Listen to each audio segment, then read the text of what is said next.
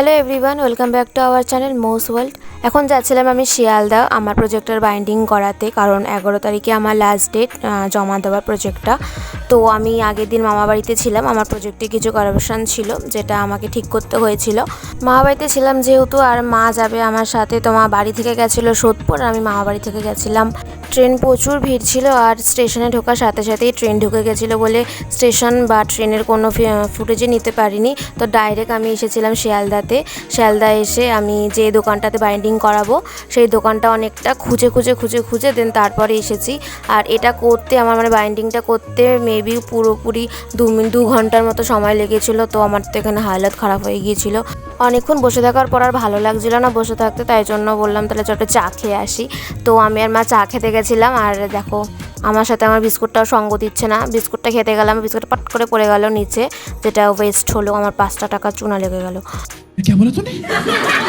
আর সেই দিন না একটা পুজো ছিল, মানে মা তারার 5 রকম না 3 রকমের অবতার একসাথে পুজো হয়েছিল।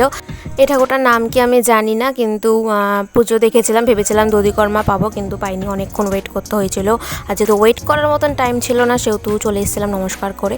তারপরে একটু বাজারটা ঘুরছিলাম, শিয়ালদা বাজারটা সেভাবে আমাদের আসা হয় না, আমাদের সেভাবে শিয়ালদা বাজারে কোনো কাজ থাকে না বলে আমরা সেভাবে আসি না। দুপুরবেলা ছিল, আর তার উপরে রবিবার দিন ছিল বলে শিয়ালদা এতটা ফাঁকা, না হলে এই সময়টা এই জায়গায় খুব একটা ফাঁকা থাকে না, ভিড় থাকে, ঠাকুর দেখার মতন ভিড় জমা থাকে সব সময়। তো ঘুরে টুরে এসে দুপুরবেলা আমরা এসেছি একটু খেতে, কারণ সেই সকালবেলা বেরিয়েছি আর আমরা কোনো লাঞ্চ করিনি, জাস্ট ব্রেকফাস্ট করে বেরিয়ে গেছি। তো আমরা এখানে কচুরি খাচ্ছি।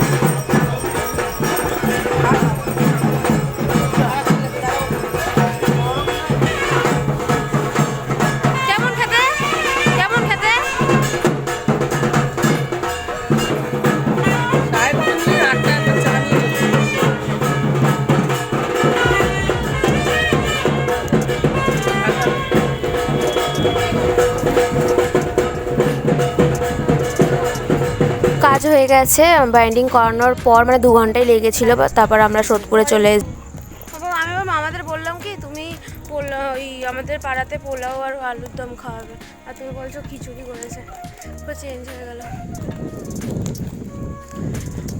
পোলাও বলেছিল তো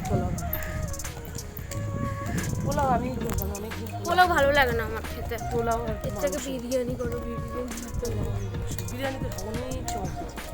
তো এখন আমি বাড়ি যাচ্ছি, শিয়ালদা গেছিলাম কাজ বাইন্ডিং করাতে আমার প্রজেক্টটা, তো সেভাবে ব্লগ করা হয়নি আর কথাও বলা হয়নি। তো বাড়ি যাচ্ছি, বাড়িতে এসে গেছি, আর বাড়িতে এসে তোমাদের দেখাচ্ছি যে এইটা হচ্ছে আমাদের বাইন্ডিং রিপোর্ট, এটা আমাদের পুরো একটা পেপার, তো এটাই আমরা কমপ্লিট করেছি।